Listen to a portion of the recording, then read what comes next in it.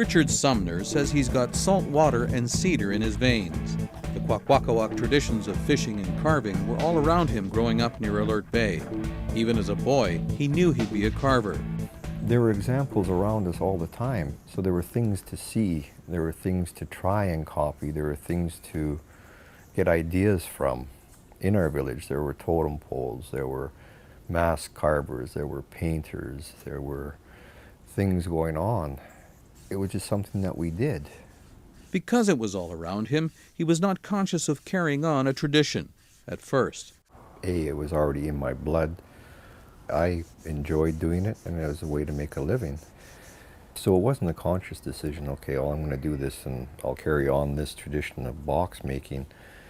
But then, 30 plus years on, now I find myself in the position of carrying on a tradition.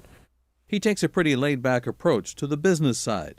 I mean, I've never been one that's been big on PR or websites or business cards or anything like that. I've always sort of wanted to have my work speak for itself.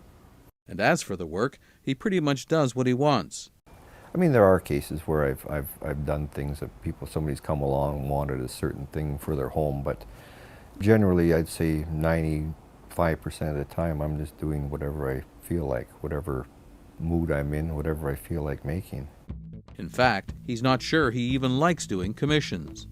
I don't like the pressure that it puts on myself to satisfy somebody, whereas if I create a piece just on spec and I sell it to a gallery, and the gallery sells it to whoever, and most times I don't know where my pieces go, at least I know that person that walked into the gallery, that's seen it sitting in the gallery, liked it, rather than ordering a piece from me and then getting it and then realizing that they don't like it. It's a lot more satisfying for me to have anonymous buyers, I guess, because you know darn well that they paid top dollar for that piece and they liked it, rather than somebody that ordered something from you paying top dollar and you bring the final product to them, they're not too sure if they like it, Nevertheless, his pieces can be found in collections and museums around the world. His extensive body of work includes masks, rattles, and poles, but he's best known for his bentwood boxes, which are his favorite things to do. I like containers. I like functional pieces, things that you can actually use in the home. I enjoy making and enjoy them. Simple as that, it's just I enjoy containers and I enjoy things that are functional. In the end, carving is something Richard Sumner feels he was destined to do. I really am a strong believer in genetics. It's in my veins, it's in my blood, it's been part of our people's history and culture for thousands of years. It was part of me growing up, and before I was born, it was part of me.